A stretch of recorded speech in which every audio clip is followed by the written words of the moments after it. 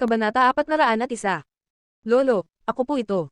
Lumapit si Luna sa tabi ng kama. Pasensya na po, Lolo, may matagal akong itinago sa inyo. May nakilala akong taong mahalaga sa akin. Sa totoo lang, kami na, pero dahil sa trabaho ko, hindi ko ito pwedeng isa publiko, kaya hindi ko nasabi kahit kanino. Ngayon, sinadya kong dalhin siya rito para makilala ninyo. Halos wala ng lakas ang matanda para idilat ang mga mata.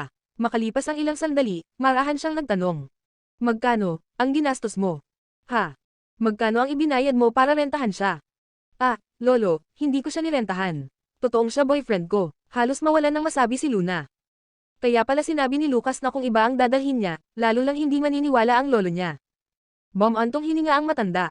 Alam ko naman na gusto mo lang akong mapanatag, hindi mo na kailangang. Lolo, hindi ko po talaga siya nirentahan. Kung hindi kayo naniniwala, patutunayan ko sa inyo.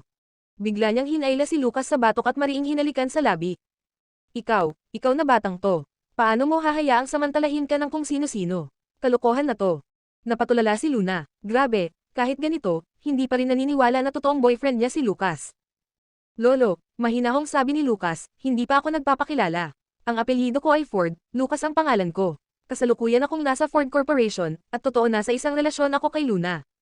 Nabigla ang matanda, pinilit niyang imulat ng maigi ang mga mata at dahan-daang sinipat ang lalaking nasa harap niya. Sandali, teka muna, ano ang sinabi mong pangalan mo? Lucas ano? Lucas Ford, Lolo, walang magawa na sabi ni Luna, magkano ba ang kailangan para merentahan si Lucas Ford? Siya si Lucas Ford. Kinuha ni Lucas ang identification card sa bulsa at inilagay sa kamay ng matanda. Agad nagbago ang ekspresyon nito, mula sa pagdududa, naging ganap na pagkabigla. Lolo, muling nagsalita si Luna, sa kamarahang hinawakan ang kamay ni Little Treasure na tahimik at masunuring nakatayo sa likod ni Lucas.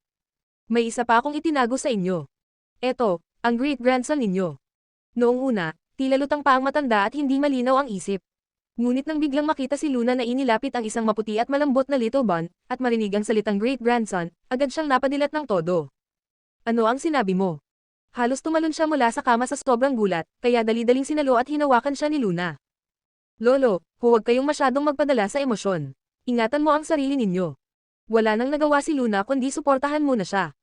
Nangangatog na iniunat ng matanda ang kanyang mga kamay, nakatitig kay Little Treasure na para bang natatakot siyang maglaho ito anumang sandali. Halika rito, kay great-grandfather. Tumingin muna si Little Treasure kay Luna, sa kamarahang lumapit sa matanda sa ilalim ng nakahihikayat na titig ng kanyang ina. Iniabot din niya ang kanyang maliit na kamay at hinawakan ang kamay ng matanda. Sa sandaling magtagpo ang kanilang mga palad, agad na pamatak ang mga luha ng matanda, nanginginig ang buong katawan. Totoo ba siya ang great-grandson ko? Namula na rin ang mga mata ni Luna, ngunit hindi niya alam kung paano siya sisigot. Si Lucas ang sumagot, oo, si Little Treasure ay anak ko kay Luna. Nang marinig iyon ni Little Treasure, tumango rin siya. Anak siya ni Mommy at ni Daddy. Maingat na hinawakan ng matanda ang kamay ng munting bata. Tama, isa siyang tunay na descendant ng Windsor family, nararamdaman ko. Buong atensyon niyang ibinuhos kay Little Treasure habang hawak ang kanyang kamay at titig na titig sa kanya. Talagang, kamukha niya si Lil Luna, tingnan mo ang mga mata niya, pati ang ilong. Paulit-ulit niyang sinasabi na kamukhang kamukha ni Little Treasure si Luna. Ngunit sa loob-loob ni Luna, hindi ba kamukhang kamukha siya ni Lucas? Paano siya naging kamukha ko? Luna, ilabas mo muna ang bata. May gusto akong sabihin sa kanya ng pribado. Seryoso ang tingin ng matanda kay Lucas. Sigurado ba kayo, Lolo? Hindi ba kayo dapat magpahinga? Huwag kayong magpapagod, marahang saway ni Luna. Ayos lang ako, hindi pa ako pagod. O natatakot ka bang lumunin ko siya ng buo? Luna, ilabas mo muna si Little Treasure, sabi ni Lucas. Walang magawa si Luna kundi tumingin kay Lucas, sa kanya inakay palabas si Little Treasure. Sa loob ng hospital room, tahimik na tinitigan ng matanda ang lalaking nasa harap niya. Ano ba talaga ang nangyari sa inyo ni Lil Luna? Magpapakasal na sana kami nang malaman naming buntis si Luna. Ngunit dahil sa isang hindi pagkakaunawaan, nagkahiwalay kami, hanggang sa muli kaming nagkita 5 taon na ang nakalipas. Makaraan ng halos kalahating oras, lumabas din si Lucas. Kumusta? Agad na lumapit si Luna. Pinapapasok kayo ni grandfather kasama si Little Treasure. Gusto ka raw niyang makita ulit. Dali-daling isinama ni Luna si Little Treasure pabalik sa loob. Magsasalita pa lang si Luna ngunit nilampasan siya ng tingin ng matanda at tumaon agad kay Little Treasure. Sa masuyong tinig, nagtanong siya. Little Treasure, ilang taon ka na? Mabilis na nagsulat si Little Treasure sa kanyang writing board, 5. Pumapasok ka na ba sa school? Sa kindergarten po. Maganda ba ang relasyon ng father at mother mo? Opo. Nag-alala si Luna na baka mahirapan si Little Treasure makipag-usap sa matanda, ngunit kabaliktaran ang nangyari. Maayos silang nagkaintindihan, sa katunayan, siya pa ang naging third wheel sa loob ng kwarto. Ang matandang kanina'y nanghihina ay tila biglang naging masigla. Sino ba ang makakaalam kung ano ang sinabi ni Lucas sa kanya, at anong paliwanag ang ibinigay niya? Matapos makipag-usap ng matanda kay Little Treasure, sa kanya hinarap si Luna. Lil Luna, pahalagahan mo si Lucas Ford. Hindi madaling makatagpo ng lalaking tunay na nagmamahal sa'yo. Oo, Lolo. Alam kong nakatuon ka sa career mo, pero huwag mong pababayaan ang mga taong nasa paligid mo, naiintindihan mo ba? Oo, naiintindihan ko. Pagkalabas nila ng ospital, hindi pa rin mapakali si Luna. Hoy, Lucas, ano ba talaga ang sinabi mo sa lolo ko? Bakit bigla siyang kumampi sa'yo? Kanina lang, todo papuri siya sa'yo. Sa totoo lang, hindi ba dapat galit siya dahil nabuntis mo ako? Talaga bang gusto mong malaman? Tanong ni Lucas habang tinatitigan siya. Tumanggaw si Luna. Oo. Tumaas ang halaga ko dahil sa bata. Napatulala si Luna. Hindi na pwedeng mas maging, tumpak pa roon. Sinabi ko kay Lolo na hindi pa tayo magpapakasal ngayon dahil sa career mo. Pero sa sandaling sabihin mong oo, pwede na agad. Ah, ang sama. Ibig sabihin, parang ibinuhos niya lahat ng sisi kay Luna. Pero, hindi rin naman mali. Yun lang. May iba ka pa bang sinabi? Pakiramdam ni Luna ay may tinatago pa siya. Tumingin si Lucas sa kanya at marahang nagsalita. Sinabi ko rin kay Lolo na balak nating magkaroon ng 3 hanggang 5 anak pa. Halos mabulunan si Luna. 3 hanggang 5, sobra naman yun. Hindi niya inaasahan ito, ang lalaking ito. Ang galing pala talaga niyang humawak sa mga matatanda. Kabanata 402. Pagkatapos nilang umalis sa ospital, hinatid muna nila si Little Treasure sa school. Habang pauwi, bahagyang itinagilid ni Luna ang ulo niya at tiningnan si Lucas. Kung ganun, paano mo ipinaliwanag kay Lolo ang relasyon natin? Sinabi ni Lucas noon na siya na ang bahala, kaya hindi na siya nagtanong pa. Pero ngayon, hindi niya mapigilan ang kanyang kuryosidad. Nakatutok ang tingin ni Lucas sa kalsada at sa araw na tumatama sa unahan habang nagmamaneho. Kalmado niyang sagot. Sinabi ko na love at first sight tayo, at hindi na natin napigilan ang sarili natin. Pagkatapos, dumating si Little Treasure. Dahil sa isang hindi pagkakaunawaan, iniwan mo kaming mag-ama. 5 taon ang lumipas bago tayo muling nagkita, at napagtanto naming mahal pa rin natin ang isa't isa. Kaya nagbalikan tayo. Unang beses marinig ni Luna na magsalita si Lucas ng ganoon kahaba, kaya parang hindi totoo ang pakiramdam. Hindi iyon mukhang siya. Namangha si Luna. Grabe, Lucas, ang galing mong gumawa ng kwento. Dapat scriptwriter ka na, at pang romance drama pa. Tumingin si Lucas sa kanya. Hindi ako gumagawa ng kwento. Iyan ang iniisip kong mangyari sana. Hindi ba mas maganda kung mas maaga tayong nagkakilala? Parang may biglang kumalabog sa dibdib ni Luna. Nanatili sa isip niya ang mga salita ni Lucas. Hindi ba mas maganda kung mas maaga tayong nagkakilala? Ilang beses na rin niyang nasabi iyon sa sarili niya noon, gaano kaya kaganda kung mas maaga niyang nakilala ang lalaking ito. Sa sumunod na sandali, habang naka-red light, biglang yumuko si Luna at idinikit ang kanyang mga labi kay Lucas. Ang matamis na samyo ng babae ang umangkin sa lahat ng pandaman ni Lucas. Sa unay nagulat siya, ngunit maya-maya ikiniling niya ang ulo at buong damdaming sinuklian ng halik. Nag-green light ang traffic, at bumalik sa ulirat si Lucas nang marinig ang busina ng mga sasakyan sa likuran. Nagmamaneho ako, huwag kang manggulo. Nakangusong sagot ni Luna. Hindi ako nanggugulo, gusto ko lang naman ng konting halik. Ikaw ang nanggulo. Walang maisagot si Lucas. Kinabukasan ay Sabado, nang dalhin ni Luna si Little Treasure upang bisitahin ang matanda, naglalakad-lakad na ito.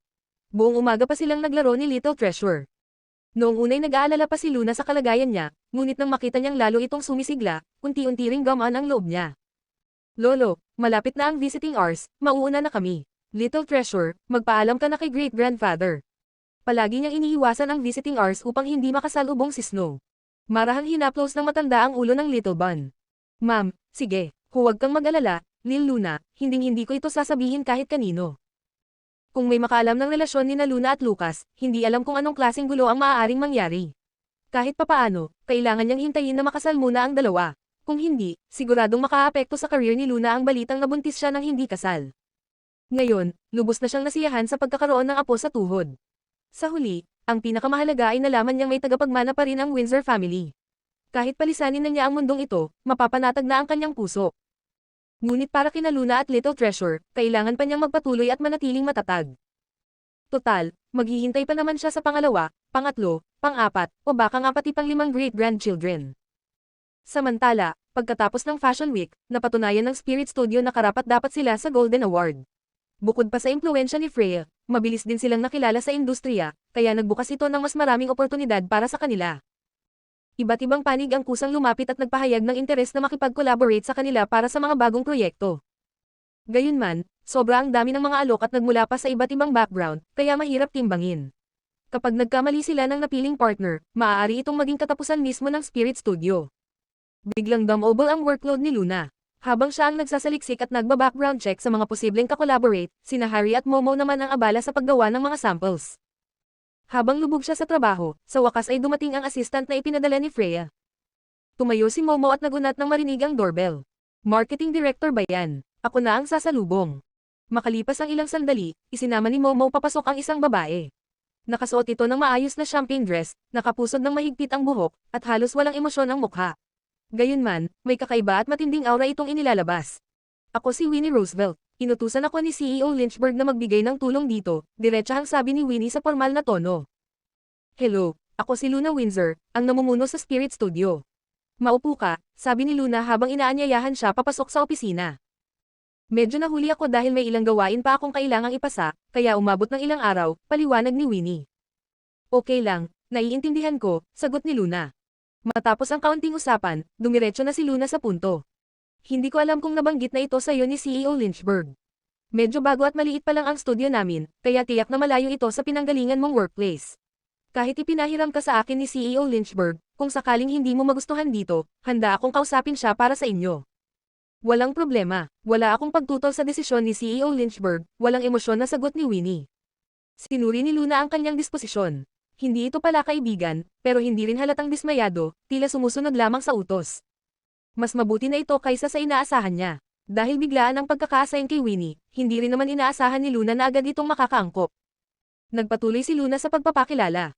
Simple lang talaga ang studio namin, kaya wala masyadong kailangang ipaliwanag. Ito ang magiging mga kasamahan mo, ang design director namin na si Harry Hill at ang assistant niyang si Momo Lander. Nagpakilala ang dalawa, at napansin ni Luna na sandaling natigilan ang tingin ni Winnie kay Harry bago ito muling bumalik sa dati niyang robot-like na ekspresyon. Pagkatapos noon, inilibot ni Luna si Winnie sa studio at inayos ang kanyang workspace. Sa ngayon, nakatuon kami sa high-class bespoke at retail shops. Ang target market namin ay high-end, kaya kailangan naming maging maingat sa pagpili ng clients. Biglang nagsalita si Winnie. Sa loob ng 3 araw, ako na ang mag-filter ng mga angkop na kliyente. Pagkatapos ninyong makita ang listahan, ako na rin ang hahawak sa kanila at makikipag-usap tungkol sa detalye ng collaboration. Sige, tugon ni Luna. Kahit malamig ang kanyang pakikitungo, napakataas ng antas ng profesionalismo ni Winnie. Ang kusa niyang paglahok at pagiging hands-on ay agad na nagpaalis sa mga alalahanin ni Luna. Titingnan na lang niya kung mananatiling masunurin si Winnie sa trabaho, o kung tuluyan itong babagay sa kanilang team. At higit sa lahat, hindi tipo ni Luna ang ganitong klaseng beauty kaya ligtas ang kanyang chastity. Kabanata 403. Ipapasa ko na muna sa inyo ang lahat. May kailangan pa akong puntahan, tawagan nyo na lang ako kung may problema. Opo, Miss Luna, bilasin mo na. At huwag mong kalimutang kumuha ng ilang litrato ni Dave. Mas maganda kung may kuha kayo na magkasama kayong dalawa.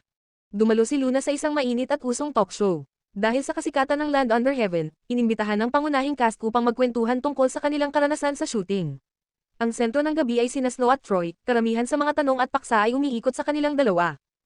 Sina Luna, Miranda, at ang iba pang artista ay naroon lamang bilang suporta. Isang espesyal na kaso si Dave. Kahit side character lamang siya, palagi pa rin siyang iniimbitahan. Bukod doon, ginampanan niya ang role ng second male lead sa pagkakataong ito. Habang masiglang nakikipag-usap ang host sa grupo ni Snow, tahimik lamang na nakaupo si Luna, hindi sumasabat. Gayunpaman, dahil siya ang gumanap bilang better half ni Dave sa pelikula, paminsan-minsan ay nababanggit pa rin ng host ang kanyang pangalan. Luna, umani ng maraming luha ang mga eksena niyo ni Dave, at sobrang bilis ng pagtaas ng popularity mo. Marami ang nagsabing bagay na bagay kayo, at napasama pa kayo sa top 10 best on-screen couples of the year. Bukod doon, sa online voting poll, ang pinakapopular na male character ay ang army doctor niyo si Siang Wei. Masaya ka ba? Talaga, gulat na tanong ni Luna. Oo, tingnan mo ito, sabi ng host habang itinuro ang screen. Ito ang online voting poll, nangunguna si Siang Wei. Mas mataas pa ang ranking niya kaysa sa main character ni Troy. Habang lumalabas sa screen ang larawan ng online poll kung saan pinakamataas ang boto kay Dave, napunta ang atensyon ng lahat kay Luna. Inaasahan ng lahat kung paano siya sisigot. Isang delikadong sitwasyon iyon, isang maling salita lang, at maaari niyang ma-offend ang ibang tao. Bukod sa kasikatan ng karakter ni Xiang Wei, malaking bahagi rin ng mataas na boto ni Dave ay galing mismo sa solidong suporta ng kanyang fans. Ngunit kung sasabihin niyang masaya siya o ipinagmamalaki niya ito, parang hindi sinasadyang minamaliit niya sina Troy at Snow at tiyak na ikagagalit iyon ng kanilang fanbase. Ngumiti si Luna. Sabi nga sa kasabihan. Anong kasabihan? Mausisang tanong ng host. Tumingin si Luna kina Troy at Dave. Ang main male lead ay para sa female lead, pero ang co-starring male lead, para sa lahat. Hindi lang ang host ang natawa, nagtilian at nagpalakpakan pati ang fans ni Snow, Troy, at Dave. Dahil sa matalinong sagot ni Luna, wala siyang sinumang na-offend. Sa backstage, nakatitig ang director sa mga monitor at napansin niyang ilang kamera ang kusang tumutok kay Luna. Kumikinang ang kanyang balat, at ang walang bahid na mukha niya ang tila hinihila ng lente. Kahit hindi siya nagsasalita, nagniningning ang kanyang mga mata habang nakikinig sa iba. Talagang may natural na hilig ang kamera sa ganda. Mamaya, itira niyo ang 3 shot na nakafocus sa mukha ni Luna.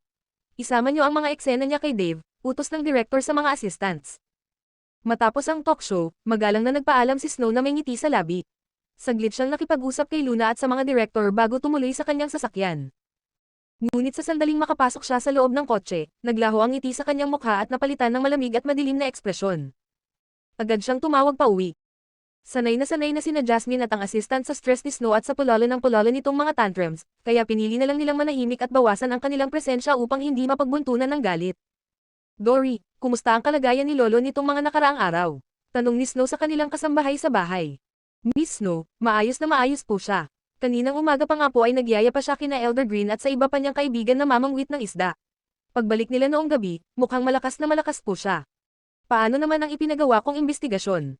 Na-check ko na po, mga kamag-anak at ilang shareholders lang ang bumisita sa kanya sa ospital. Wala pong kaina-hinalang tao. Si Luna. Nabanggit po ng nurse na ilang beses siyang dumalaw, pero binisita lang po niya si Lolo at nakipagkwentuhan. Wala naman pong kakaiba. Sige, naiintindihan ko na. Mas lalo pang dumilim ang ekspresyon ni Snow matapos niyang ibaba ang tawag. Ano ba talaga ang nangyari?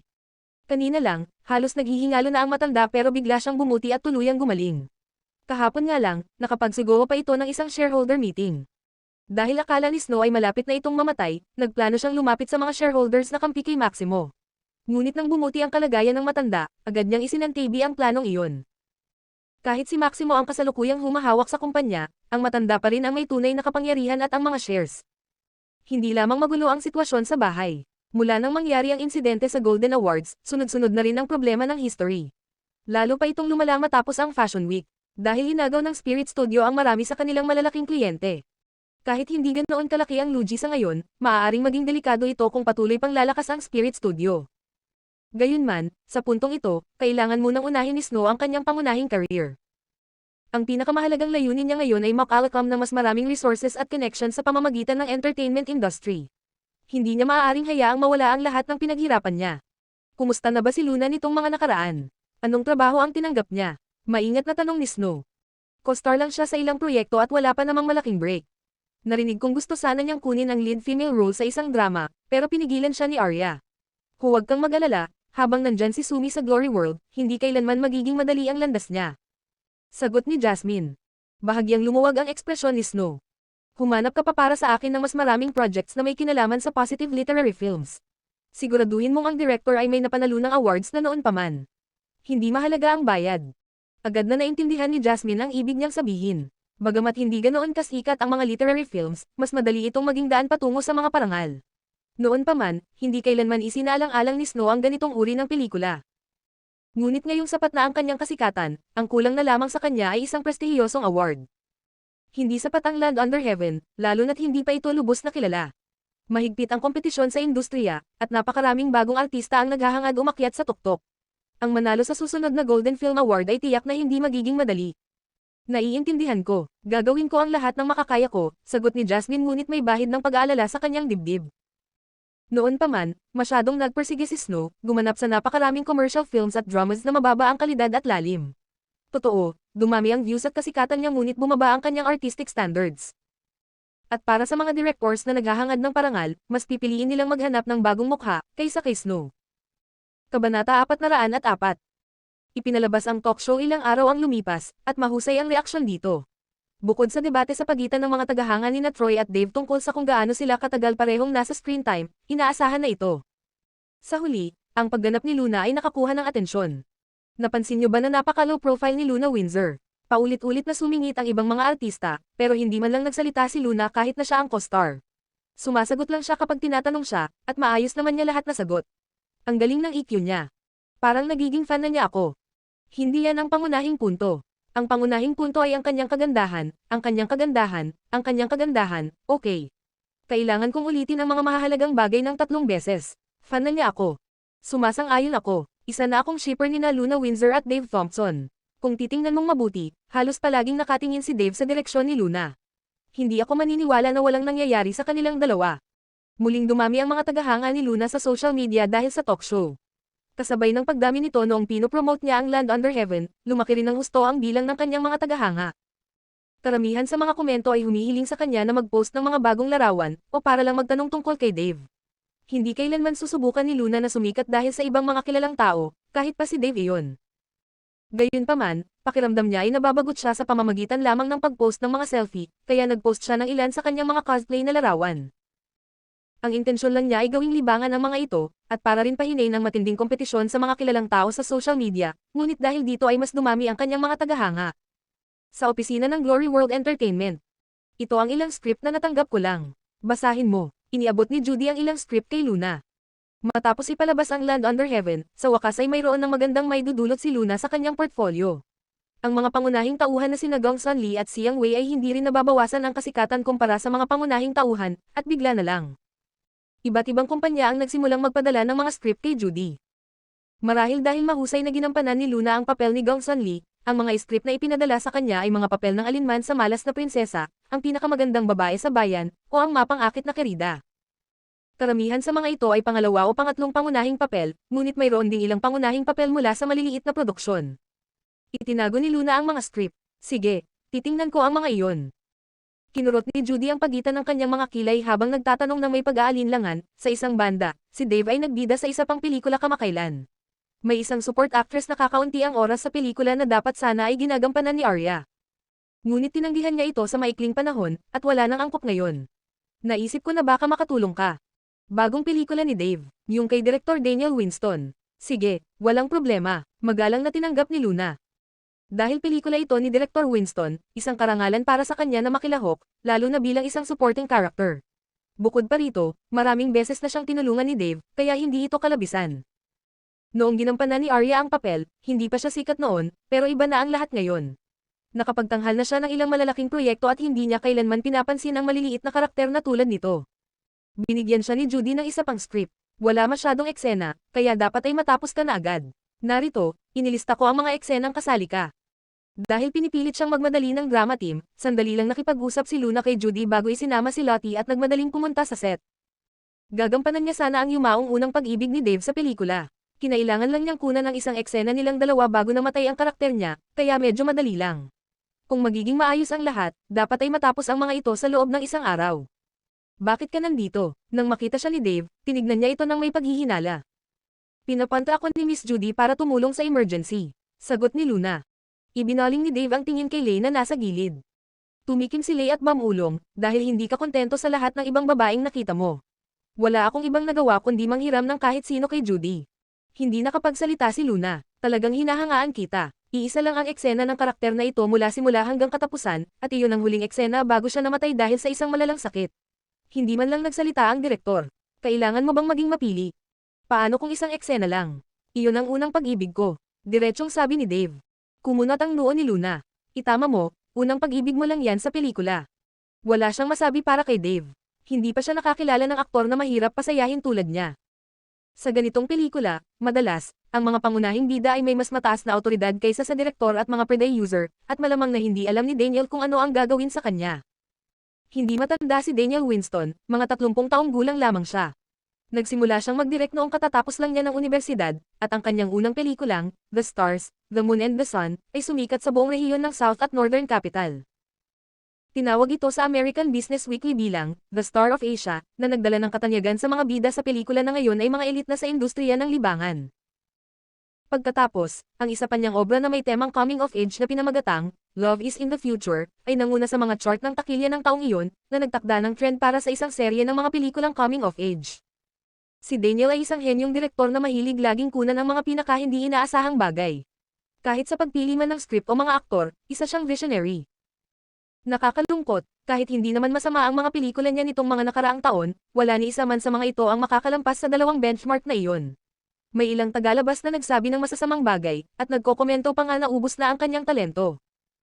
Sa totoo lang, nakaramdam ng awa si Luna para sa kanya, ngunit alam niya na ang ganitong resulta para sa isang direktor na tulad ni Daniel Winston ay isang inaasahang kompromiso sa pagpasok niya sa industriya.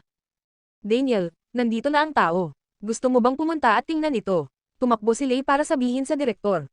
Ano ang silbi ng pagtingin ko? Kontento na ba ang punk na yan? Ilang beses nang nagtulungan sina Daniel at Dave, at medyo malapit ang kanilang relasyon kahit pribado, kaya medyo casual din ang paraan ng pagsasalita niya. Wala nang problema sa panig ni Dave. Naghihintay na lang ako ng pagsang-ayon mo. Balis ang sabi ni Lay. Ang paghiram kay Judy ang huling paraan niya. Mahirap para sa kanya na maipit sa pagitan ni Dave at ng direktor sa bawat pagkakataon. Oh, si Daniel, na kanina'y abala, ay nagsimulang maglakad palapit. Nang makita niya ang direktor, mabilis na bumati si Luna. Kumusta, Direktor Winston? Ako si Luna Windsor. Sinuri ni Daniel si Luna, pagkatapos ay sinabi niya, Luna Windsor, ikaw ang pangalawang bida para sa Land Under Heaven, ni Director Gozon, hindi ba? Hindi inaasahan na makikilala siya ni Daniel, kaya natural lang na agad na natuwa si Luna. Oo. Hindi nakakapagtaka na walang opinyon ang lalaking ito. Napanood ko na ang pelikulang iyon, maituturing na itong tugatog ng pag-arte ni Dave, sabi ni Daniel habang hindi niya maiwasang suriin ang babaeng nasa harap niya ng ilang segundo pa. Kabanata 405. Nang magkasundo ang magkabilang panig na walang problema, sinimulan ni Daniel na basahin ang script kasama si Luna. Naging maayos ang pag-shoot at natapos ang mga ito sa 3 take. Ang dalawa pa ay para lamang sa iba't ibang anggulo. Sa wakas, nang suriin ni Daniel ang mga larawan sa kanyang kamera at lubos na naantig. Naisip niya na hindi nakakapagtaka na maraming beses na pinuri ng matandang Gozon ang baguhang ito sa bilog ng direktor. Pagkatapos ng shoot, nagpalit si Luna ng casual na damit para mas madali. Total, parami ng parami ang nakakakilala sa mukha niya ngayon.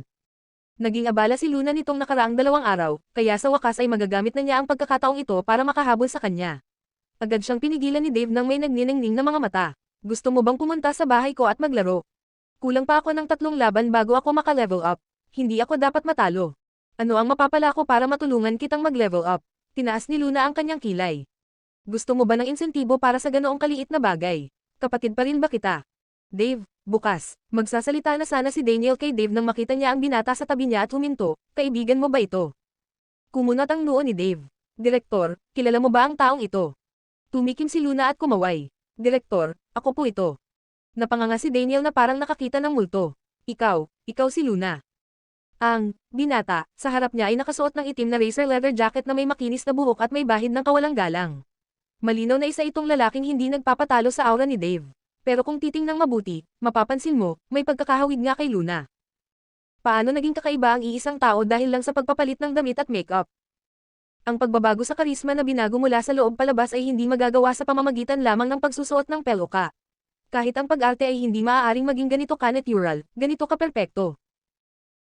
Sa industriya ng pag-arte na ito, napakakaunti ng kalayaan, kaya kinailangan kong mag-isip ng isang bagay. Direktor, naiintindihan mo ba? Nagpakita si Luna ng isang pahiwatig ng hindi maintindihang pagkakaintindihan. Matapos ang trabaho at pagsusuot ng panlalaking balat kayo, natural na nagbago ang tono at kilos ni Luna. Iisipin ng mga nakakaalam na may isa na namang karismatiko at masungit na lalaki sa loob niya. Hindi maipaliwanag ni Daniel ang nararamdaman niya ngayon. Ang matagal nang hinihintay na pagkabalisa at emosyon na iyon ay nagparamdam sa kanya na parang agos ng pabaliktad ang kanyang dugo. Direktor Dan, anong problema mo? Nakaramdam ng pananayo ng balahibo si Luna habang nakatitig sa kanya gamit ang nag-aalab na mga mata. Malungkot na kumaway si Dave sa harap ni Daniel para harangan ang paningin nito. Hello, Director Dan, huwag mong sabihing may gusto ka sa mga lalaki. Anong klaseng tingin iyon? Itinulak ni Daniel ang kamay niya at sinabing, umalis ka na, kung may gusto ako sa mga lalaki, ikaw muna ang uunahin kong aatakihin.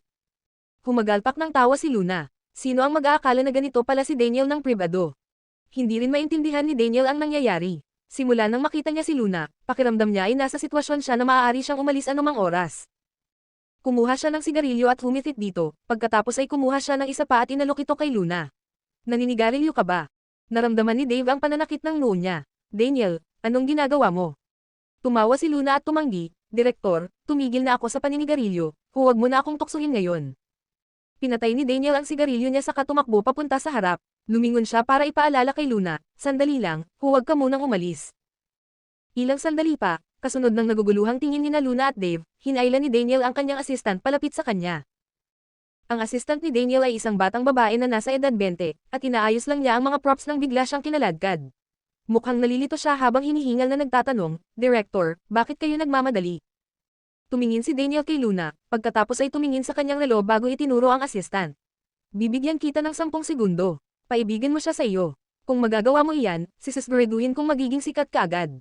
Sa sandaling iyon, hindi nakapagsalita sina Luna, Dave, at ang assistant. Ano, paibigin ng isang babae? Baliw ba si Daniel? Habang gulat na gulat si Dave at nalilito ang assistant, may napagtanto na si Luna. Binibigyan niya ito ng pagkakataon. Nang simulan ni Daniel na orasan ang kanyang oras, nagulat ang assistant nang hilahin niya ang kamay nito. Naupo siya sa malapad na upuan sa likuran niya at dahan-daang hinayla ito paupo sa kandang ganito. Biglang sumigaw ang assistant, pero tumigil nang sabihin ni Luna ng maikli, huwag kang gagalaw. Pagkatapos, maingat na hinubad ni Luna ang sapatos ng assistant at tiningnan ang namumula at namamagang bukong-bukong nito. 10 segundo pa ang nalalabi, at 2 salitang, huwag kang gagalaw, palang ang nasabi ni Luna, ngunit nakatitig na ang assistant girl sa tensyonadong mukha ng binata ng may empatiya at pagmamahal. Mabilis na kumakabog ang puso niya habang tigil ang hininga. Hindi siya makapagsalita. Tumingin si Daniel sa kanya, saka direktang sinabi, nakapasa ka sa pagsusulit. Ngayon, sumunod ka sa akin. Tinulungan ni Luna ang assistant na haburin ang kanyang mga takong, pagkatapos ay hinayaan siyang isuot ang sarili niyang sapatos bago siya tinulungang tumayo ng dahan-dahan. Pagkatapos, tumayo siya at sumagot kay Daniel, sige. Hindi nakapagsalita si Dave, na hindi pinansin, dahil dito. Puff, Daniel, saan mo siya dadalhin? Nakaalis na si Daniel kasama si Luna na parang hangin. Sa likuran niya, ang tingin ng assistant ay nanatili nang may pinanabik sa direksyon kung saan umalis ang sasakyan ni Daniel, Senior Dave, sinong gwapong baguhan na lalaking iyon. Nagustuhan na ba siya ng direktor, at pinili na siyang maging bidang lalaki sa bagong pelikula. Diyos ko, napakaganda. Kanina, noong kinarga niya ako at tinulungan akong magpalit ng sapatos, halos tumalon palabas ang puso ko. Mukhang malungkot si Dave, bulag ka ba, babae yun. Hindi pwede, gulat na gulat ang assistant. Umikot ang mga mata ni Dave. Ano ang mapapala ko sa pagsisinungaling sa iyo? Tinakpan ng assistant ang namumula niyang mukha nang marinig ito. Nako, ang gwapo. Ayos lang kung babae siya. Nako, ba't ba ako nakasandal sa kabilang direksyon? Walang salita si Dave. Direktang dinala ni Daniel si Luna sa kumpanya niya. Umupo ka. Casual na sinuyod ni Luna ang opisina. Walang mga larawan ng set, pelikula, o mga ganoong bagay. Hindi pangkaraniwang simple ang opisina ni Daniel. Ang tanging mga bagay na nakadikit sa dingding ay mga chart lamang para sa mga karakter sa script at mga larawan ng mga aktor na nagcast. Mayroon akong script na nakahanda. 3 taon na itong nakatago dahil hindi ako makahanap ng angkop na bidang babae. Maaari lang sana akong kumuha ng ilang sikat na artista at basta na lang bumuo ng pelikula, at tiyak na hindi magiging masama ang benta sa takilya sa huli. Ngunit hindi ko maaaring talikuran ang script na ito, sabi ni Daniel, habang binubuksan ang pinakamababang drawer gamit ang isang susi at kinuha ang isang script booklet. Naninilaw ang mga pahina, isang tingin pa lang ay malalaman ng maraming beses na itong nabasa noon. Maingat na kinuha ni Luna ang script at tiningnan muna ang buod. Nang matapos siya, sa wakas ay naintindihan niya kung para saan ang kakaibang kilos ni Daniel, babaeng nakabalat kayo bilang lalaki. Kabanata 406. Oo, napanood mo na ba ang Twelfth Night ni Shakespeare? Tanong ni Daniel. Nagningning ang mga mata ni Luna at agad siyang tumango. Oo. Isa iyon sa mga klasikong komedya ni Shakespeare, at paborito ni Luna sa lahat ng kanyang mga komedikong akda. Tungkol ito sa magkapatid na kambal na noalay dahil sa isang shipwreck at pareho nilang inakala na patay na ang isa't isa. Ang nakababatang kapatid na babae ay nagkunwaring lalaki upang palitan ang kanyang kapatid na lalaki at naging alagad sa pamilya ng isang duke. Nahulog pa siya sa pag-ibig sa duke, ngunit ang duke ay umiibig sa ibang babae. Tumulong ang kapatid na babae sa duke na makalayo upang mag-propose sa babae, ngunit sa kasamaang palad, ang babae ay umibig sa kapatid na babae na nagkunwaring lalaki, at ang duke ay tinanggihan. Ang pinakamahalagang karakter sa buong dula ay ang matapang, masigasig, at dalisay na kapatid na babae. Nagkunwaring lalaki upang makasama ang taong minamahal niya, tahimik na minamahal ito habang tinutulungan siyang makuha ang taong gusto niya. Ngunit paminsan-minsan ay nagbibigay rin siya ng mga pahiwatig na minamahal niya rin ito. Ang isa pang babaeng karakter sa dula ay ang Dukesa, na minahal ng pangunahing lalaking tauhan. Siya ay maganda, matalino, mabuti ang puso, at pinahahalagahan ang pagkakaibigan. Tapat, matapang, at determinado siya. Tinanggihan niya ang pag-ibig ng eleganteng duke, ngunit nagustuhan niya ang alagad na kapatid na babae. Sa huli, naglakas loob siya at inamin ang kanyang damdamin sa taong inakala niyang kapatid na lalaki ng babae. Sa wakas, nakamit ng parehong babaeng pangunahing tauhan ang kanilang mga ninanais at natagpuan ang kanilang sariling kaligayahan. Ito ay isang napakapositibo at magandang obra. Ang script na ito ay isang adaptation ng Twelfth Night ni Shakespeare, maliban sa ang konteksto ay binago sa modernong panahon upang umangkop sa estetika at lasa ng kasalukuyang panahon. Gayunpaman, ayaw ko itong kunan bilang isang simpleng drama sa lungsod. Kaya ang mga hinahanap ko sa mga aktor ay magiging napakataas na klase, paliwanag ni Daniel. Tumango si Luna para ipahiwatig na naiintindihan niya. Kasabay nito, biglang nagliyab ang kanyang puso. Ang script ni Daniel ay talagang mas maganda kaysa sa nakita niya noon. Mas gusto niya ang naunang script para sa maraming kapanapanabok na eksena, kaya mayroon pa rin siyang sariling motibo. Gayunpaman, para sa isang ito, ang takbo ng kwento sa mensahe ay ilang antas na mas mataas kaysa sa nauna. Bukod pa rito, pinaghirapan ito ni Daniel sa loob ng 3 taon. Natulala si Daniel habang pinagmamasdan ang takip-silim sa labas ng kanyang bintana. Nasa 30 anyos pa lamang siya, ngunit tila dumaan sa maraming paghihirap ang ekspresyon ng kanyang mukha, na parang naubos na ang lahat ng kanyang pagnanasa. Bahagyang nanunuya siya. Noong una akong pumasok sa industriya, puno ako ng pagkahilig sa sining, sa pangarap, at ngayon, alam mo ba kung paano gumagawa ng pelikula ang lahat? Hindi dapat pagsabihan ng direktor kung ano ang kukunan, kahit ang scriptwriter, kundi ng mga mamumuhunan. At ang mga direktor, hindi sila mga tagalikha, pinakamarami silang puppet, isa lamang manggagawa. Artista, lahat ng iyan ay kalokohan. Habang nakikinig sa mga salita ni Daniel, hindi alam ni Luna ang sasabihin. Ang kasalukuyang sitwasyon ay hindi mababago ng 1 o 2 tao sa industriya. Kahit ang isang mahuhusay na direktor tulad ni Daniel Winston ay kinailangang makipagkompromiso ngunit halata na ayaw pa rin ng puso niya.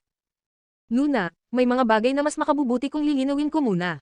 Plano kong kunan ito ng mag-isa at hindi tatanggap ng anumang pamumuhunan, kaya hindi magiging sobra ang kabayaran ko para sa iyo. Sa katunayan, gagamit ako ng isang buong pangkat ng mga baguhan kasama ka, kaya mataas ang panganib. Maaari itong bumagsak, at maging ang pinaghirapan mong reputasyon mula sa Land Under Heaven, ay maaaring masira.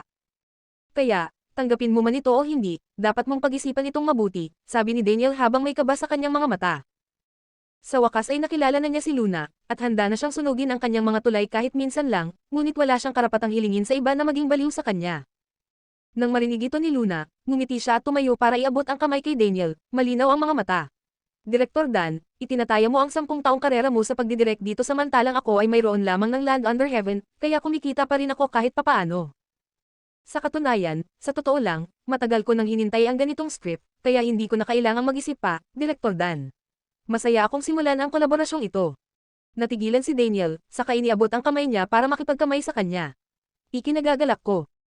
Dahil ang pangarap na ito na hindi kailanman nawala sa kaibuturan ng kanyang puso, labis niyang pinahahalagahan ang script na ito, at hindi niya hahayaang magkaroon ng anumang kapintasan. Dahil sa kanyang mga ambisyon, gusto niyang makahanap ng aktres na tulad ng Oscar-winning na si Hilary Swank sa pelikulang Boys Don't Cry, na talagang kayang umarte sa puntong mahirap pag-iba-ibahin ang lalaki at babae. Pero ang hayaan ng lahat ng maliliit at kilalang babae sa internet na magbalat kayo bilang lalaki. Ang shoot na iyon ay haantong sa isang horror movie. Mas gugustuhin pa niyang hayaang mabulok ang script na ito habang buhay sa kanyang drawer kaysa hawakan ito. Gayunpaman, nang lubusan na siyang nakipagkompromiso sa realidad, at gumamit ng malaking halaga ng pera ng mga mamumuhunan para sa paggawa ng mga komersyal na pelikula na hindi siya naantig, nakilala niya si Luna at nakita na ang kanyang pagnanasa ay hindi pa rin natatapos. Bumulong si Daniel sa sarili ng ilang sandali, pagkatapos ay seryosong sinabi niya, siguro dapat kong ilibre si Dave ng pagkain. Kung hindi lang dahil sa hirap niyang pagsilbihan, hindi sana kita nakilala. Aba, hindi talaga maitatanggi yan. Tumawa si Luna, mukhang dapat ko rin siyang i-treat. Ganito ka ba talaga manamit?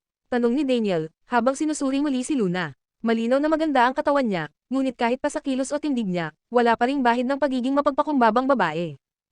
Hindi naman madalas siguro, kapag kailangan ko lang. Noong nasa ibang bansa siya noon, madalas siyang nakabalat kayong lalaki. Mas kaunti na ang ginagawa niya rito pagbalik niya. Gayunpaman, sanay na siya rito, at nanatili ang pananabik na gawin ito. Napakanatural mo, iniisip ko pa nga na ganito ka talaga noong una. Kahit ang husay mo sa pag-arte ay walang silbi, sabi ni Daniel habang sinusuri siya, noong una, handa akong ihanda ang bidang babae 1 buwan bago nito, at sa loob ng buwang ito. Sasanayin siya ng puro panlalaki para lubusang masanay ang sarili sa papel. Mukhang hindi mo naman kakailanganin iyon. Napansin ko na ang bilis mo palang masanya sa isang papel at medyo mahusay. Gusto sanang sabihin ni Luna na hindi pa siya masyadong sanay sa pag-arte dahil kapag nakasuot siya ng damit panlalaki, natural lang sa kanya iyon. Gayunpaman, sa pelikulang ito, kailangan niyang gumanap bilang 2 karakter, hindi lang ang bidang babae, kailangan din niyang gumanap bilang kakambal ng bidang babae, kaya medyo mataas ang pressure. Kailangan niya niyang ihanda at pag-aralan ang mga karakter. Mayroon pa akong ilang araw bago matapos ang palabas na hawak ko.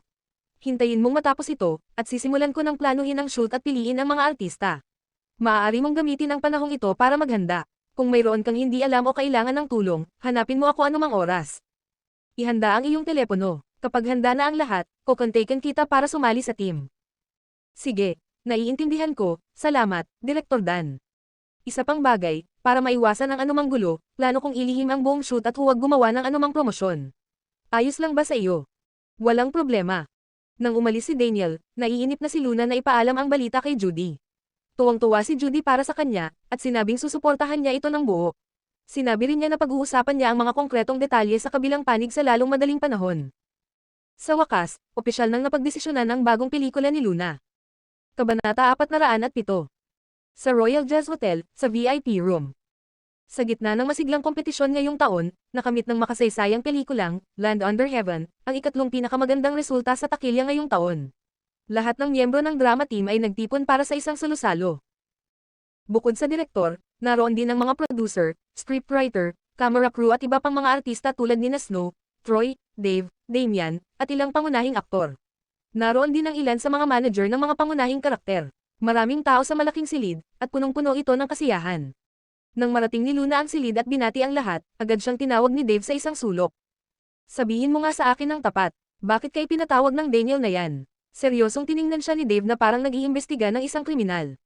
Inikat ni Luna ang kanyang mga mata. Bakit ka ba kinakabahan? Kaya ba niya akong kulitin? Ha, pakiusap, sino ba ang maglalakas loob na kontrahin ka?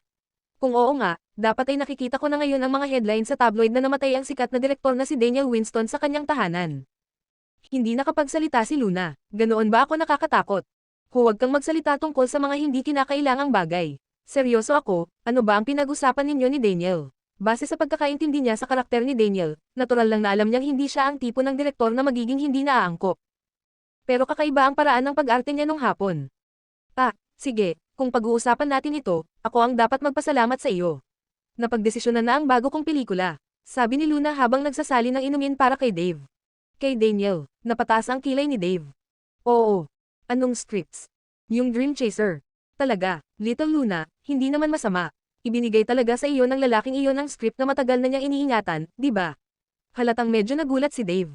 Nakita ko na rin ang script na yan. Gusto ko sanang kunin yun, pero sabi niya hindi raw siya makahanap ng angkop na bidang babae at ayaw niyang mag-shoot. Malamang 3 taon nang hinahanap ng script na yan ang tamang tao.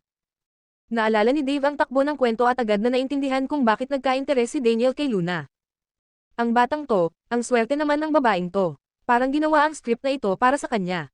Sino ang bidang lalaki? Agad na tanong ni Dave. Tinignan siya ni Luna na parang naintindihan na niya ang lahat. Huwag mo nang isipin yan, sabi ni Director Dan gagamit siya ng buong grupo ng mga baguhan, kaya wala kang tsansa. Ngumisi si Dave, mukhang, talagang handa na si Daniel na posikatin ka. Ang pelikulang ito ay pinangungunahan ng isang babaeng pangunahing tauhan, kaya kung ako ang pipiliin bilang lalaking bida, madaling matatakpan ng kasikatan ko ang babaeng bida. Kaya siguro mga baguhang artista ang ginagamit niya. Habang nakikinig si Luna, naramdaman niyang medyo makatwiran ang sinasabi nito. Bukod doon, malamang gusto na niyang bumalik sa tunay niyang sarili, sundin ang puso niya, at iwanan ang lahat ng masalimuot na bagay para magsimulang muli. Hindi ba't gumamit siya ng isang buong cast ng mga bagong aktor para sa kanyang sikat na debut? Maihahambing pa ba ang kasalukuyang merkado ng pelikula sa 10 taon na ang nakalipas? Iyon ang henerasyon ng mga tunay na talento. Ilang klasiko ang nagawa noon. Ngayon, tingnan mo, ilan na lang ang natitira. Ang punto rito, napakalaki ng panganib, bulong ni Dave. Itinaas ni Luna ang kanyang mga kilay ng may paghamon. Gusto ko ang mga mapanghamong bagay. Alam ni Dave na sasabihin niya ito, kaya tinapik niya ito sa balikat at sinabing, kahit na mataas ang panganib, maaari itong lumikha ng isang himala. Ano man iyon, good luck sa iyo. Salamat, sasabay ako sa swerte ng mga salitang iyan. Sabi ni Luna habang itinataas ang kanyang baso at nakipagtagay sa kanya. Habang nagkukwentuhan at nagiinuman ang lahat, bumukas ang pinto, at pumasok ang producer na si Takeshi Wang. Pagkaraan ng ilang sandali, mabilis na lumapit ang direktor na si Gilbert Gozon at nagtanong, "Kumusta? Naimbitahan mo ba si CEO Ford?" Sumagot si Takeshi, "Tumawag lang ako para kumpirmahin." Sabi ng second master ay darating siya agad, si Mr. Ford naman, malamang hindi siya darating. Kahit may panghihinayang si Gilbert tungkol dito, tumango pa rin siya at sinabi, ang magawang maimbitahan ang second master ay hindi na masama. Ang isa pang master ay napakaabala, paano pa siya makakapunta sa maliit na piging para sa pagdiriwang? Malaking halaga ang 50 milyong dolyar na puhunan para sa kanila, pero wala lang iyon para kay Lucas Ford, maaaring matagal na niyang nakalimutan ang nangyari. Sino ang pinag-uusapan ni na Direktor Gozon at Producer Wang? Tanong ng isang tao mula sa sulok ng silid ng may kuryosidad. Sino pa kaya yan? Halatang tungkol yan sa investor ng pelikula natin. Ang Windsor International ba yan?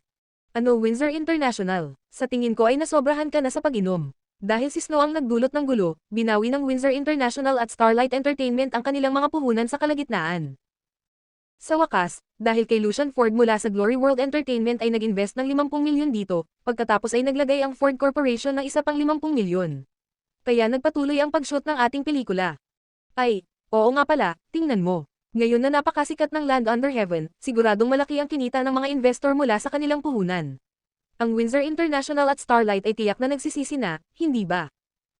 Siyempre, noong umatras sila sa kanilang puhunan upang magpakita ng kapangyarihan at takutin ang production team, sa huli ay nauwi rin ang lahat sa mabuti. Nasayang lang ang lahat ng kanilang pinaghirapan. Habang pinakikinggan niya ang mga usapan sa kanyang paligid, halatang miserable si Snow sa isang sulok. Kung hindi dahil kay Luna, ang malaking bilang ng kita na kinita mula sa pelikulang ito ay dapat na pagmamay-ari ng Starlight at Windsor International, kung gayon ang kanyang katayuan sa kumpanya at sa kanyang sariling pamilya ay mas mataas sana ng isang antas. Nakakalungkot, sa ngayon ay wala siyang napala. Sa panahon ng promosyon, siya mismo ang babaeng bida ngunit napilitan siyang mate si Puera, at kinailangan pa nilang isama si Luna bilang co-star, hinahayaang samantalahin nito ang kasikatan niya hanggat gusto nito. Ha, Snow, sa totoo lang, hindi rin naman tayo talo. Isipin mo, doble ang ginastos nila, pero sa huli, hindi ba ikaw pa rin ang pinapasikat nila? Agad napansin ni Jasmine ang kalungkutan ni Snow, kaya mabilis niya itong inaliw. Noon, pinakikinggan sana ni Snow ang mga salitang tulad nito, ngunit ngayon ay naiinis na siya. Pinapasikat ako, malinaw naman na ginagamit lang nila ang kasikatan ko para pasikatin si Luna. Mula pa sa simula, ang Land Under Heaven, ang siyang nagbigay ng pinakamalaking atensyon sa kanya bilang bidang babae, ngunit habang patuloy na ipinalalabas ang pelikula sa mga sinehan, lalong nakakakuha ng atensyon si Luna. Mula sa internet hanggang sa mga ekspertong tagasuri, nagbigay sila ng magagandang komento kay Luna, at ang ilan ay nagkomento pa nga na si Luna ang dapat na tunay na bidang babae sa pelikula. Sa katunayan, maayos na ang relasyon ni Luna sa mataas na pamunuan ng Glory World, pati kay Lucian Ford at kay Dave. Unti-unti nang nabubuo ang kanyang daan patungo sa kasikatan, paano niya ito kayang tanggapin ng ganito lang? Ngunit napangiti si Jasmine, halos manlumo, nang maisip na kulang pa si Snow sa galing kumpara sa isa. Bilang pangunahing babae, hindi niya man lang mapigilan si Luna na agawin ang lahat ng atensyon, pero sino ba naman ang masisisi niya? Tama, malapit na akong matapos makipag-usap kay Director Tucker tungkol sa kanyang literary film para sa'yo. Magagawa na ang kontrata sa susunod na linggo. Binago ni Jasmine ang usapan, at saka lamang hamupa ang tindi ng ekspresyon ni Snow. Matapos ang isang round ng inuman, biglang bumukas ang pinto. Ay, ang saya naman dito. Ang taong pumasok ay nakasuot ng isang magarbong tuxedo na kulay pastel blue na may magulo at ligaw na bangs, at isang pares ng mga matang tila may kuryente. Nang ngumiti siya, ang buong pagkatao niya ay nagliliwanag, at sa sandaling lumitaw siya. Naakit niya ang paningin ng lahat na parang isang malakas na puwersa ng enerhiya. Ay, nandito na si Second Master. Dali, pumasok kayo at umupo. Nagmamadaling lumapit ang producer at director para salubungin siya. Nako, si Lucian Ford pala ang CEO ng Glory World. Mas gwapo pa siya sa personal kaysa sa mga nasa magazine. Kung papasok si Second Master sa industriya ng entertainment, wala rin kwenta ang ibang mga lalaking celebrity. Naiinggit talaga ako sa mga artista ng Glory World. Lagi ba nila siyang nakikita ng personal? Kabanata 408. Sa gitna ng mga tili ng mga babae, tumawa si Lucian at nagsalita ng ilang salita sa lahat. Nakakatawa at may karisma siya, kaya agad siyang nakisama sa lahat. Naghiyawan lahat ng babae dahil sa matatamis niyang salita. Diyos ko, ang bait talaga ng Second Master. Walang court arte. Higit sa lahat, napakagwapo niya. Kahit pa ikumpara sa isang sikat na tao tulad ni Dave. Si Lucian ang boss ng Glory World, kaya pagpasok niya, natural lang na umupo siya sa pagitan ni Dave at Luna. Nang makita iyon ng lahat, akala nila'y normal lang at wala silang ibang nararamdaman kundi inggit. Sa harap ni Lucian, medyo nag-aatubili si Snow. Matapos siyang makipagkamustahan ng kaunti para sa kanyang pampublikong imahe, wala na siyang masabi pa at tulad na lamang ng iba, pinagmamasdan si Luna ng may halong inggit. Walang imot na tumingin si Luna kay Lucian na sumingit sa pagitan nila ni Dave. Magalang siyang tumingin sa kanyang amo habang mahina ang boses, Second Master, ang daming upuan dyan, hindi ba pwedeng umupo na lang kayo sa tabi ni Dave? Agad na pinag-cross ni Lucian ang kanyang mga binti at sinabing, hindi pwede, gusto ko lang umupo sa gitna ninyong dalawa. Walang masabi si Luna, gumagalaw na naman ang protective na kapatid ng Great Demon King na ito. Tama, kanina ko lang narinig na inimbitahan din ni Producer Wang si Lucas. Pupunta ba siya mamayang gabi? Casual na tanong ni Luna. Uminom si Lucian ng kaunting inumin at tumingin sa bahagyang dilim, kung saan sumasayaw ang mga sinag ng ilaw. Sa isang nakakatakot na paraan, sabi niya. Magmakaawa ka sa akin, saka ko sasabihin. Kumunat ang noo ni Luna. Sa tingin mo ba masaya akong asarin? Pagkatapos, kinuha ni Luna ang kanyang telepono at nagpadala ng mensahe kay Lucas, My dear, pupunta ka ba sa pagdiriwang ng Land Under Heaven ngayong gabi? Ang dating tuwang-tuwa at gwapong mukha ni Lucian ay agad na naging maasim nang magsimula siyang magreklamo, Hoy! Nilalabag mo ang mga patakaran. Hindi kita papayagang gawin yan. Umikot ang mga mata ni Luna. Nasa iyo ba ang mga patakaran? Gusto ko lang gawin ito sa ganoong paraan, ano ang magagawa mo? Mabilis na sumagot si Lucas, tingnan natin, may hapunan akong dadaluhan. Napaisip sandali si Luna, saka ngumiti ng tuso at sumagot, Oh, sige, bawasan mo ang pag-inom. Isa pa, bawal kang makipag-date sa mga babae, huwag mo silang tingnan ng higit sa 1 segundo. Hindi ko gagawin, hindi sila kasing ganda mo, sagot ni Lucas. Agad na tinakpan ni Luna ang kanyang mukha. Habang palihim na nagte-text si Luna, palihim na nagmamasid sina Dave at Lucian. Nang makita nila ang mga sinabi ni Lucas, halos sabay silang nabulunan sa kanilang mga inumin. Umubo ng malakas si Dave at nagmura, Sus Mariosep. Sumagot si Lucian, Nako, ang pinakamamahal kong mga mata. Nang marinig ni Luna ang kanilang mga reaksyon, agad siyang naalerto at itinago ang kanyang telepono. Sinilip pala ng 2 kakilakilabot na batang ito ang kanyang mga mensahe. Mabuti na lang at nakaupo siya sa pinakasulok ng sofa, kaya walang tao sa kabilang panig, habang sina Lucian at Dave ay nasa kabila, kaya hindi na niya kailangang mag-alala kung may makakita. Sa kalagitnaan ng piging, lumapit ang isang waiter para magbukas ng ilang bote ng napakamahal na alak. Dahil sa kuryosidad ni Takeshi, lumapit siya para sabihin, sa palagay ko ay hindi natin in-order ang alak na ito. Si Mr. Sullivan po ang umorder para sa lahat. Nabayaran na ang bayarin. Magalang na sagot ng waiter. Nang marinig nila ang pangalang Sullivan, agad na alam ng lahat kung sino iyon. Basta't mahalagang hapunan kasama si Snow, gagawin ni Yuan ang lahat para maging maganda ang itsura nito. Hindi nakakapagtaka na napasama siya sa listahan ng 10 pinakamahuhusay na kasintahan ng industriya ng libangan. Grabe, ang presyo ng 3 bote na ito ay dapat umabot sa ilang daang libong dolyar, tama ba? Ngayon ko lang naintindihan na kahit gaano kapakasipag, hindi pa rin kayang tumbasan ng babae ang pagkakaroon ng mabuting asawa. Ang mood ni Snow kaninang gabi ay nasa rurok ng kalungkutan, ngunit nang marinig niya ang mga papuri at biro ng lahat kaugnay ng alak, unti-unti gamaan ang pakiramdam niya. Walang dadang si Yuan ang pinakamagandang bagay na nangyari sa kanya sa buhay na ito. Makaraan ng ilang sandali, dumating si Yuan, na noon ay may business social sa malapit, para batiin ang lahat, at agad siyang masigasig na inimbitahan na manatili. Nang makita ni Yuan na naroon din si Lucian, gusto niyang makipag-ugnayan dito, kaya nanatili siya at saka lumapit para makipag-usap kay Lucian. Ngumiti si Lucian at mahusay na hinarap si Yuan sa pamamagitan ng ilang pangungusap bago siya paalisin. Pagkatapos, hinawakan niya ang baba niya at nilampasan ang 2 magkasintahang sina Yuan at Snow at ngumisi kay Luna. Sa una, gusto ko sanang itanong kung maa-offend ka, pero naisip ko, meron ka na palang better na kasama. Sa katunayan, hindi lumingon si Luna sa kabilang panig, tinitext niya si Lucas at tinutokso ito. Umiling si Lucian at bumantong hininga, hindi niya kayang panoorin ang lahat ng mga eksena ng pag-iibigan na nangyayari sa paligid niya. Nagsimula siyang magreklamo, nasaan ang saya sa pagkanta at pag-inom. Pero maglaro tayo. Dahil si Lucian ang nagmungkahi, natural na sumang-ayon ang lahat at sinang-ayunan ang kanyang mungkahi. Sige. Pero, ano ang lalaruin natin? Oo nga, parang wala na namang bago at masayang laro. Ngumiti si Lucian ng tuso. Hindi naman kailangan bago, basta masaya, kaya gawin na natin ang truth or dare. Natigilan si Luna, bakit truth or dare na naman? May naisip kaya ang lalaking ito na kakaiba. Noong huling beses na nilaro niya ito sa bungalow party nito, na-trauma siya. Gayunpaman, bilang isa sa mga klasikong laro na angkop para sa isang salo-salo na may maraming tao, ang mungkahi ni Lucian ay agad na sinang-ayunan ng lahat. Kung tungkol naman sa mga patakaran ng laro, napakadali lang nito. Ang pagpili ng malaking bilang ng baraha ay panalo, ang pagpili ng maliit na bilang ng baraha ay talo. Ang maliit na multo ay maaaring pumili sa pagitan ng truth o dare, ngunit kung ayaw nilang sabihin ang totoo o gawin ang dare, sila ay mabibigo at parurusahan ng 3 baso ng inumin. Sa sobrang bilis, nagsimula na ang laro. Sa simula, lahat ay pilit pang kinokontrol ang kanilang tapang, pero sa huli, dumami na ang iba't ibang tanong tulad ng anong edad ka nagsimulang humalik sa babae? Ilan ang adult movies ang nasa computer mo, at gaano ka katagal tumatagal? Na paulit-ulit nang lumalabas. Luna, truth or dare? Tanong sa kanya ng crew member na nakatanggap ng malaking bilang ng baraha ng may malisyosong ekspresyon.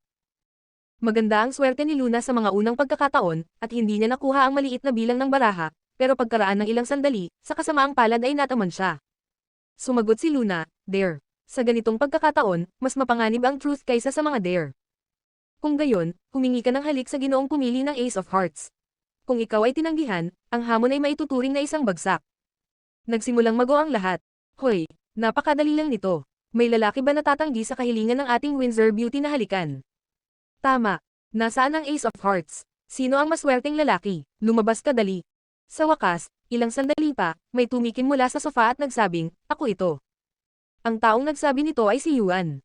Nako, sa lahat ng tao, bakit si Yuan pa? Lahat ng nasa pribadong silid ay agad na natigilan, ngunit kasabay nito ay medyo nasasabik sila. Kahit na naroon ang kasintahan ni Yuan na si Snow, ngunit ang harapin ng isang magandang tulad ni Luna, at kasama ang katotohanang isa lamang itong laro, papayag kaya si Yuan? Kumunot ang noo ni Dave, habang si Lucian ay mukhang alerto at nataranta. Ayo, sumusobra na ito. Siya ang nagmungkahi ng truth or dare. Kapag nalaman ito ng kapatid niya, siguradong patay na siya. Hello Yuan, sang-ayon ka ba o hindi? Ngayon, maraming tao ang nakainom ng marami at lahat ay naghihikayat sa kanya. Kabanata 409. Hahaha, kayo ha, nandito pa rin ang tunay na kasintahan ni Yuan. Paano siya papayag? Wala namang problema, laro lang to, at sobrang easygoing naman ni Snow, di ba? Hindi ka naman magagalit, di ba, Snow? Sa ilalim ng pressure ng lahat, tiningnan ni Snow si Luna, na nasa isang sulok, pagkatapos ay ang problemadong si Yuan sa tabi niya bago ito walang pakialam na sinabi, "Laro lang yan, syempre wala akong pakialam." Yuan, ikaw na ang bahala. Nako, sabi ko na nga ba. Yuan, napakaswerte mo, napakamaalalahanin ng girlfriend mo. Tumingin si Yuan kay Luna na nasa sulok.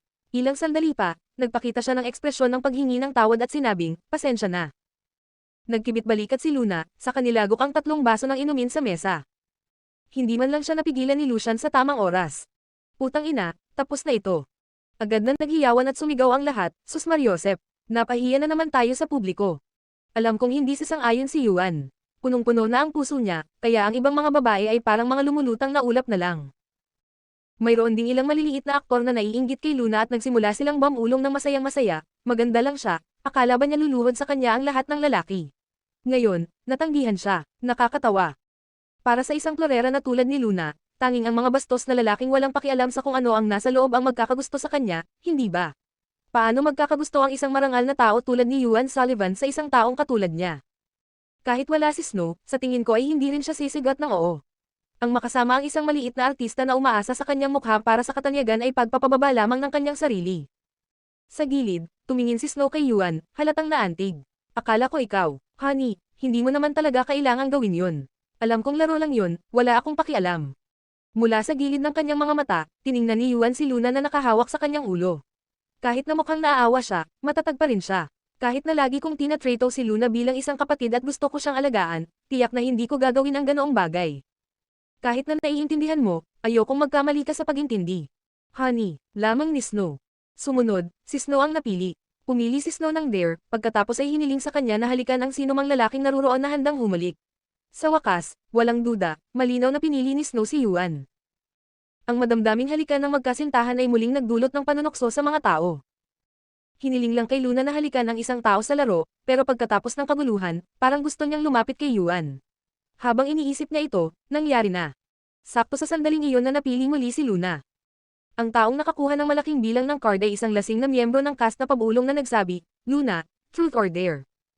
Matapos uminom ng 3 baso kanina, nagsimulang malasing si Luna dahil sa mabilis niyang pag-inom.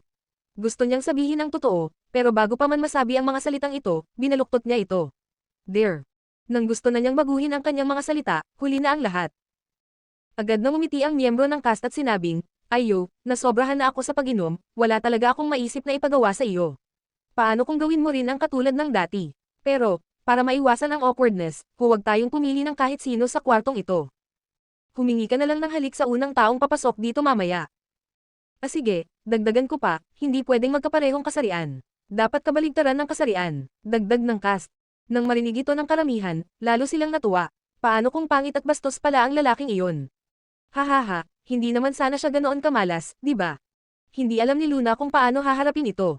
Kung pipili siya ng isang tao mula sa kwarto, hindi ba't nakakahiya, pero kung pipili siya ng estranghero na pumasok lang kamakailan, hindi ba mas mababaw ang abala? Gayunpaman, wala siyang ibang pagpipilian. Ganito ang mga patakaran ng laro, kaya ang magagawa na lang niya ay magpatuloy. Sa sandaling iyon, kahit patuloy ang laro ng mga tao sa loob ng kwarto, malinaw pa rin sa kanilang puso ang pag-usisa kung sino ang susunod na papasok. Pinakamasigla ang hotel sa oras na iyon, at madalas may mga taong pumapasok sa maling kwarto, ilan sa kanila ay lasing pa. Sa katunayan, may ilan na nakagawa na nito kanina. Gayunpaman, hindi malinaw kung bakit sa pagkakataong ito ay walang pumasok ng matagal, kahit ang mga waiter. Kung walang papasok pagkalipas ng 10 minuto, maituturing na ba itong tapos na? Sa wakas, mungkahi ng isa.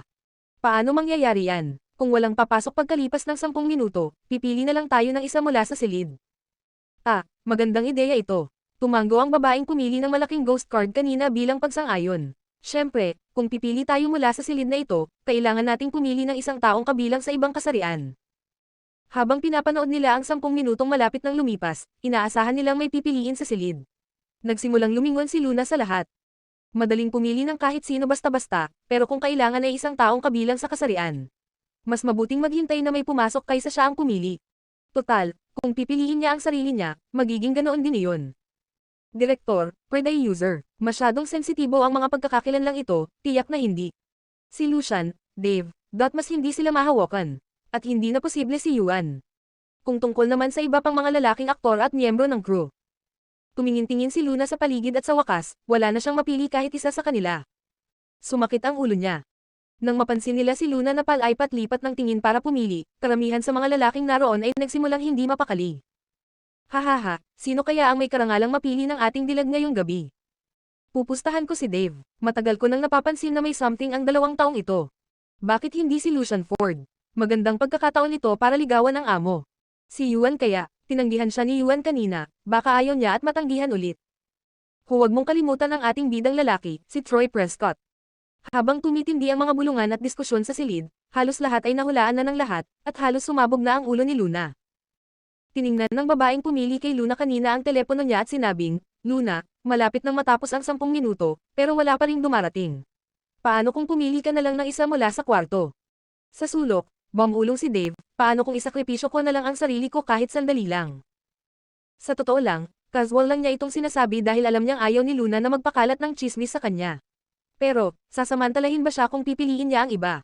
Mas mabuti pang piliin na lang niya ito. Tinignan ni Lucian si Dave, saka tiningnan ang oras sa kanyang relo. Ano ang bilis? May 1 minuto pa. Sa sandaling iyon, mukhang kalmado si Lucian habang malapit na siyang magka-nervous breakdown. Sus Mariosep, tapos na, patay na siya. Pagpalain siya ng Diyos. Kung hahayaan niyang humalik si Little Luna sa iba, tiyak na mamamatay siya rito ngayon. Mamamatay siya ng kalunos-lunos. Kabanata 410. Hindi pa tapos ang oras. Magbibilang na ako, tiningnan ng dalaga ang kanyang cellphone. Nako, malapit na talaga matapos, may 10 segundo pa, 9 na segundo, 8 segundo. Hinawakan ni Luna ang sumasakit niyang ulo. Ako. Susuko na ako. Nako, hindi ba siya pwedeng sumuko na lang at uminom? Gayunpaman, bago pa man mag-declare ng pagsuko si Luna, biglang itinulak papasok ang mabigat na pintong bakal ng silid mula sa labas. Sa sandaling iyon, ang tingin ng lahat ay napunta sa gintong pinto, ang kanilang mga mata ay puno ng potensyal na magchismis. Wow, may pumasok din sa wakas. Isang panauhing naligaw ng landas, o isang lasenggo, isang waiter, o iba pang mga tripulante na nahuli. Una nilang napansin ang mahabang mga daliri na nagbukas ng pinto, saka ang kanilang paningin ay sumunod pataas sa mababa ngunit marangyang obsidian cufflink, sa kanyang gray na pattern na tie, at sa wakas, malinaw na nilang nasal ayan ang kanyang mukha. Ang matutulis na katangian, malinaw na kilay, malapad na tulay ng ilong, at maigting na mga labi ay bumuo ng mukha na kitang-kita ang pabor ng Diyos ng dahan-daang hinubog. Sa ilalim ng mahinang liwanag at mabahong hangin, ang lalaki ay parang hangin mula sa isang lupain ng taglamig, ang kanyang mga mata ay matalas at malinaw habang ang kanyang ugali ay malamig. Tahimik siyang nakatayo roon habang sinusuri ang karamihan. Ang kanyang walang kinikilingan na tingin lang ay sapat na upang igalang siya ng lahat, at hindi nagtatangkang tumingin siya sa kanilang mga mata. Tanging ang mga nasa mas mataas na posisyon lamang ang magkakaroon ng ganitong kapansin-pansing puwersa. Nang makita niya kung sino ang pumasok, kumurap si Luna, pagkatapos ay kumurap muli, dahil akala niya ay nagsisimula na siyang magkaroon ng mga delusyon. Big Boss. Sa sandaling iyon, lahat ng tao sa silid ay natigilan. Sino? Ang lalaking ito. Kilalang kilala siya ni Gilbert at Takeshi, ngunit hindi nila inaasahan na darating siya, kaya't sila ay natigilan sa gulat. Bro, halos maiyak sa tuwa si Lucian na tahimik na nagdarasal nang makita niya ang lalaki sa may pintuan. Ang galing, ang saktong-sakto ng tiyempo. Mabuti na lang at naligtas siya. Nagulat si Dave, may kung anong kumislap sa mga mata niya, pero medyo kumalma naman ang ekspresyon ng mukha niya. Sa ganitong paraan, hindi mahihirapan si Luna. Nang marinig ng lahat ng nakasaksi sa aura ng lalaki na tinawag siya ni Lucian na, bro, bigla silang nagulat. Ano, kuya? Ano ang tawag ni Lucian sa lalaking iyon? Kapatid pala ni Lucian ang lalaking ito. Kung gayon, hindi ba yun ay, ang CEO ng Ford Corporation, si Lucas Ford? Naghanda na ang direktor na imbitahan siya, pero hindi ba sila nabigo? Bro, nandito ka na pala. Tuloy ka agad. Tumakbo si Lucian papunta sa kanya sa bilis ng liwanag at dinala siya palapit. Nag-react din ang direktor at producer, at mabilis silang tumayo at lumapit para salubungin siya ng may takot at kaba. Mr. Ford, napaka-busy mo, hindi talaga namin inaakalang makakapunta ka ngayong gabi. Napakasaya namin. Dali, pasok kayo. Nako, si Lucas Ford talaga yon. Pero hindi na ito nakakapagtaka. Bukod kay Lucas, sino pa ba ang magkakaroon ng ganitong karisma? Ang unang taong pumasok ay hindi inaasahang si Lucas Ford. Agad na nagkatinginan ang lahat at hindi maiwasan ng kanilang mga ekspresyon ng maging maawin. Malas talaga nitong si Luna. Una, si Yuan, pangalawa ang mas malala, si Lucas Ford. Sa wakas, hindi na nila kinailangang magtanong pa bago nila malaman na tiyak na tatanggihan siya agad. Siguro maituturing siyang sinasadyang lumapit sa kanya sa pangyayaring ito, posibleng magdulot ng negatibong damdamin. Alam ng lahat na ayaw ni Lucas sa mga mapang-akit na babae, lalo na iyong mga lumalapit sa kanya ng may lihim na intensyon. Wala siyang pakialam kahit na ito ay isang kagandahan. Gayunpaman, isa itong magandang pagkakataon para mapalapit kay Lucas. Walang susuko kahit alam nilang malamang natatanggihan sila. Mataas ang inaasahan ni Snow, ipapahiya ni Luna ang sarili niya ngayong gabi. Luna, dali tumayo ka na. May nasasabik na paalala kay Luna. Pagkatapos, itinulak si Luna papunta kay Lucas. Nang marinig ni Lucas ang pinag-uusapan nila at napagtanto niyang medyo kakaiba ang hangin sa silid, tumingin siya kay Luna at nagtanong, anong problema? Halatang nakainom si Luna, namumula ang mga pisngi niya at mukhang wala pa rin siyang malay, kaya alerto si Lucas. Umubos si Director Gilbert, wala lang yan, naglalaro lang kami. Isang laro. Hinawakan ni Lucian ang ilong niya, saka itinuro si Luna at nagpaliwanag, naglalaro kami ng truth or dare, at napili siyang humingi ng halik sa susunod na lalaking papasok, kung hindi ay mapaparusahan siya kung hindi siya papayag. Bro, ikaw ang unang pumasok. Nagbago ang ekspresyon ng mukha ni Lucas. Hindi nakakapagtaka na kailangan agad siya ni Lucian na dumating sa loob ng 10 minuto. Paano kung hindi siya nakarating? Kung gayon, si Luna ay magkakaroon. Bahagyang natarante si Lucian nang maramdaman niya ang napakalamig na aura mula sa kanyang kapatid. Tumangala si Luna at tinitigan ang gwapong mukha ng Great Demon King. Gusto niya talaga itong halikan. Walang paraan. Pinigilan ni Luna ang sarili gamit ang natitirang katwiran habang naaalala ang laro at ang katotohanan sila ay mga estranghero rito ngayon. Hindi alam ng publiko ang tungkol sa kanilang relasyon. Sa normal na sitwasyon, tatanggihan siya. Umubo si Luna at umakto na parang hindi niya kilala si Lucas. Binigyan niya ito ng senyales na umakto na parang hindi sila magkakilala. Magalang niyang binati si Lucas, Mr. Ford, laro lang to, huwag mo nang masyadong alalahanin yan, pwede naman akong uminom bilang parusa. Medyo nadismaya si Snow, napagtanto niyang matalino pala si Luna para mahulaan na agad siyang tatanggihan. Kumalas ang paghigpit ng kamao ni Yuan nang marinig niya ang sagot ni Luna. Yumuko si Luna at kumuha ng baso na puno ng alak. Nang iinuman na niya ito, nawalan siya ng kontrol sa sarili niyang mga kamay. Hinawakan ni Lucas ang kamay niya at kinuha ang baso, ibinalik ito sa mesa. Pagkatapos, ipinulupot niya ang mga braso sa baywang niya, at sa gitna ng kanyang pagkalito, lumapit ito at hinalikan siya. Biglang tumahimik ang buong silid, ngunit may isang baso ng isang tao na nahulog sa sahig at lumikha ng isang nabasag na tunog. Labis na naguluhan si Luna. Anong nangyari? Anong ginagawa ng Great Demon King na ito? Hindi ba sinenyasan ko na siya? Hindi ba niya nakuha ang mensahe?